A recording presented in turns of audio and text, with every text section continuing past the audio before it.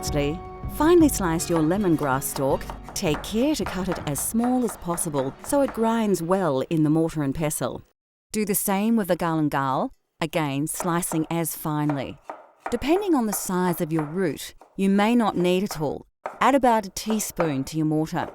Chop the krachai into small pieces. We are using krachai that is frozen, so it's quite soft now that it's thawed. If you have access to fresh, you may need to chop in finer. Carefully slice the zest off the kaffir lime, then dice it finely. You don't need to use the whole lime peel, about 2/3 is fine. If you don't have a kaffir lime, you can use finely diced kaffir lime leaves. Add your chilies to the mortar and then use your pestle to grind and pound the ingredients into a coarse paste.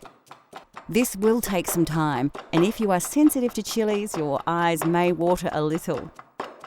Keep working the paste until you have a similar consistency to this, a slightly coarse but even paste with no chunks. Put your mortar aside and grab your shallot. Remove the dry skin by peeling off the outer layer. Again, finely dice the shallot to add to the mix. Next, add the peppercorns and peel and dice the garlic. Once you've added the garlic to the mortar, it's time to work the contents into the paste. It's important to ensure that you have an even textured paste. If you are finding the mortar and pestle hard going, you can use a small blender to save time and your arm. Once you have a smooth paste, add the shrimp paste. Work it into the mix with the pestle. You can use a spoon to keep the paste off the sides of the mortar. Once it's well mixed, you have an authentic Thai red curry paste. Transfer your paste into a dish so you can use it later. We'll use ours to make a red curry later in the show. Freshly made curry paste will keep in the fridge for about a week.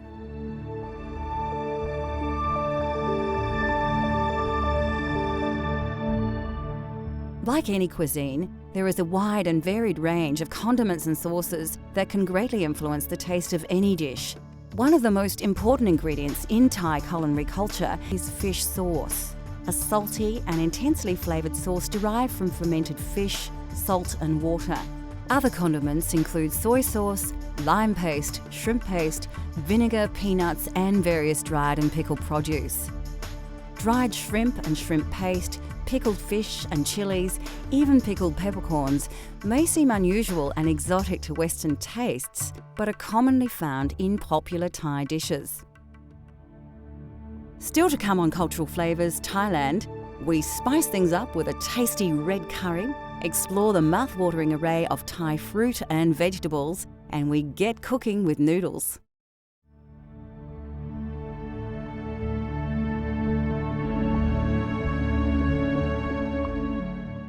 Rice is the staple grain of Thailand, and the fragrant and indigenous jasmine rice grows in abundance throughout the Central Plains. A long grain rice, it's generally served with most curries and some stir-fries, and is even eaten at breakfast. There are several varieties of rice, including sticky rice, which is popular in desserts, and as the main rice to the north of the country. Black sticky rice, or wild rice, is also a popular dessert rice.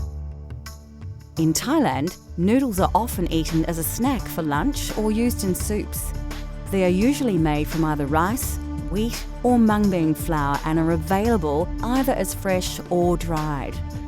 The most common are the rice noodles, which come in 3 varieties: wide and flat, thin and flat, and round and thin, which are known as vermicelli in the West. Noodles form the basis of many Thai dishes and stir-fries, like the pad Thai we will be making later in the show. Thai curries have taken their influence from India and China, but the flavours of these spicy, popular dishes are uniquely Thai. Thai and Indian spicy is different spicy. Thailand use chili, but Indian use different spicy than us. So Thai food is more soft than Indian foods. It's not too strong of herb. And the Chinese food is more, didn't have a spicy in there much, just more stir fry and soup. We showed you how to create a wonderful aromatic traditional red curry paste earlier in the show. Using this paste as a flavour base, we will prepare a Thai red curry using a range of fresh vegetables and chicken. For this recipe, you will need a selection of fresh vegetables. Remember, if you can't find these exact ingredients, seasonal vegetables will do, although ingredients like kaffir lime leaves are important. The classic Thai ingredients we will be using are combinations of fresh, frozen and even pickled. All are readily available from Asian grocers. This can be a vegetarian dish if you prefer, but it is commonly cooked using chicken or pork. Of course, you'll need a couple of tablespoons of the authentic red curry paste, and the meal is generally served with jasmine rice.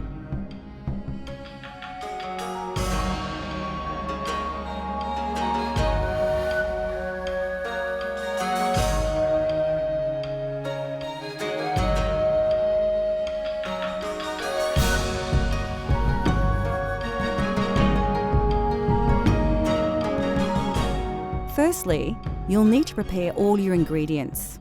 Slice the snake beans, not too finely, into about 3 centimetre or 1.5 inch lengths. The capsicum needs to be cut lengthways, taking long slivers off the edges while avoiding the seeds at the core of the pepper. Then dice these slices, like so. Having peeled your carrot, slice it so it can cook quickly but still retain its texture. You can put all these vegetables into a bowl as they'll be used together. Strip the string from the snow peas and slice them once or twice. Chop the cauliflower into coarse chunks and do the same with the eggplant. You will need to chop the kaffir lime leaves very finely as their flavour is very intense, so it's best to fold them together tightly and very carefully slice off tiny slivers. Add the bamboo shoots and karachai to your mix. Then you will need to get your rice cooking so it will be ready to serve with your red curry. As the rice is heating up, dice the chicken ready to cook. Heat your wok and add about 2 tablespoons of soybean oil. When the oil is hot, add your curry paste, releasing the flavours in the oil. Quickly before it burns, add a portion of your coconut milk. Keep it moving in the wok. When you have worked the curry paste and coconut milk together, add the chicken and combine it with the paste. Once fully coated, you can add more coconut milk and stir the mix together. It's a good idea to add your coconut milk in stages. Although it does reduce, the milk is the best way to control the consistency of your curry, adding more if you feel the dish is too dry. You can now add the lid to the wok and cook on a low heat until the chicken is cooked through. Now add 4 tablespoons of sugar and 2 tablespoons of fish sauce and stir through before adding the vegetables you prepared earlier. You can add the diced vegetables all at once, but ensure you stir them thoroughly. Return the lid and simmer, steaming the vegetables for about 5 minutes. Be careful not to stew the curry, so watch the heat. We don't want to overcook the fresh vegetables. Finally, add the green pickled peppercorns and pick the leaves from your bunch of Thai basil. Mix the ingredients together quickly, as you don't want to cook the basil, just warm it enough to release its flavour into the curry. By now, your rice should be cooked and the dish is ready to be served. It is traditional in Thailand to serve the curry in one large dish and place the rice in another. Diners will then serve this into smaller bowls. So there you have it, Thai red curry with chicken and jasmine rice using an authentic, fresh, homemade red curry paste.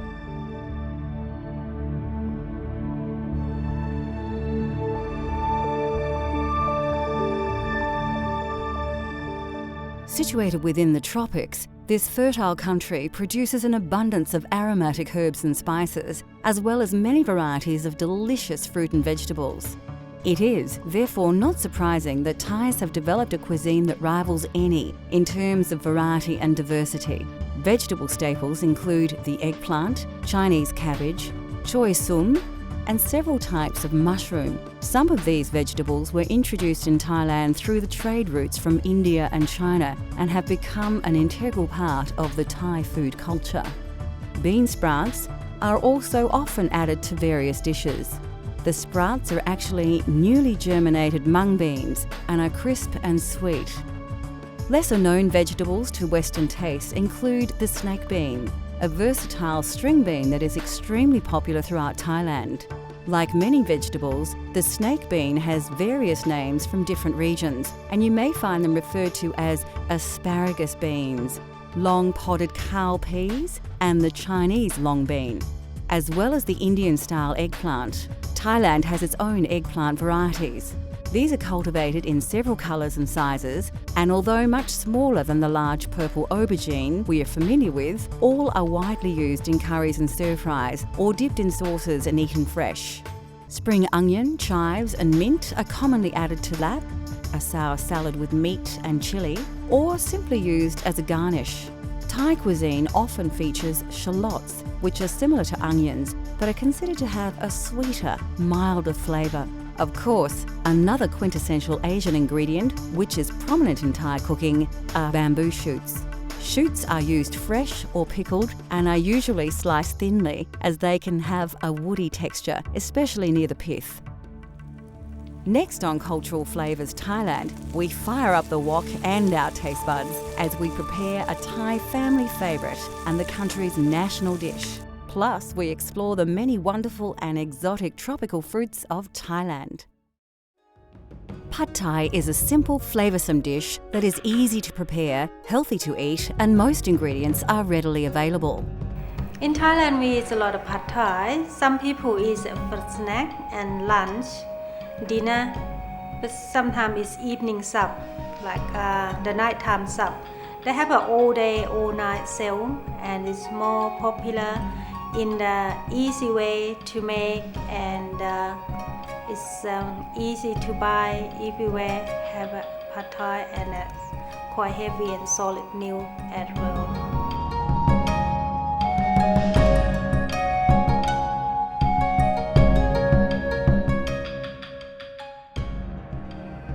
This dish features dried flat rice noodles, which are one of the favourite noodles eaten by the Thai people. Pad Thai is considered a simple but flavoursome dish to prepare, and it has only a few key ingredients. We are using fresh prawns in our Pad Thai, but it is common to use chicken or both. To make the chilli flavour base, you'll need a mortar and pestle, a mature shallot, 2 cloves of garlic, and 5 dried red chillies. You can soak the chillies in water a couple of minutes before you use them.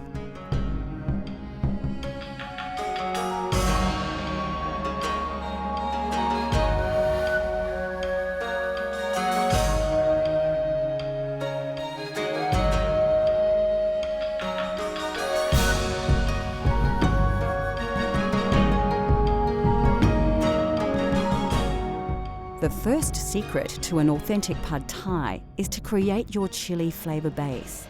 Take a shallot and peel the dry skin and outer layer off. Finely chop the shallot and place it in your mortar. Peel and chop your garlic cloves and add them to the mix with the chillies. Pound and grind the ingredients in your mortar and pestle until you have a coarse paste, much like the red curry paste we prepared earlier. Then put it aside to use later. Slice the garlic chives into short lengths of about 3 centimetres or 1.5 inches and place them to the side. Now it's time to fire up your wok and add the soy oil. It's a good thing to remember that Pad Thai has 2 distinct styles, a drier, lighter dish and a heavier, oilier version more popular in the West. When the oil is hot, add your chilli paste you prepared earlier. Really work the paste through the hot oil so you release all those delicious flavours and aromas. Don't overcook the paste, as it will burn if you leave it too long. To the chilli base, crack in the eggs.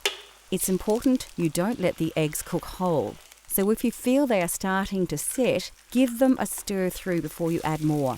Blend the eggs through the chilli paste and oil until they start to cook through.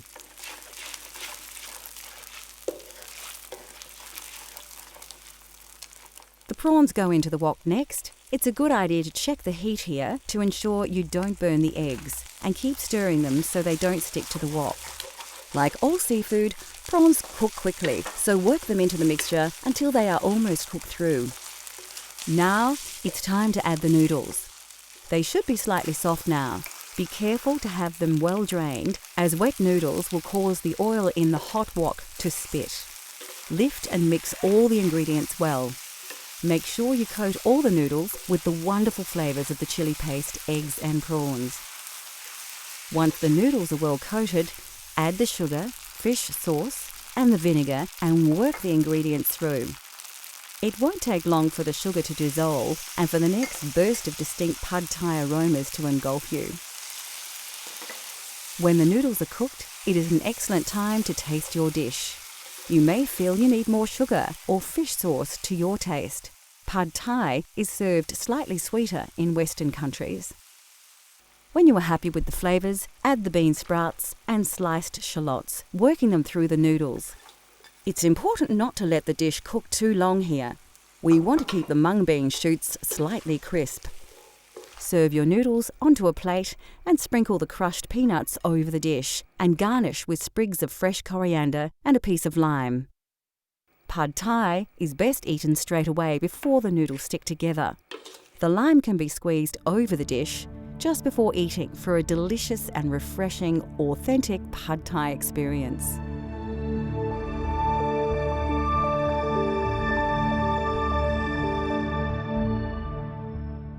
In Thailand, limes are used exclusively as an ingredient rather than lemons.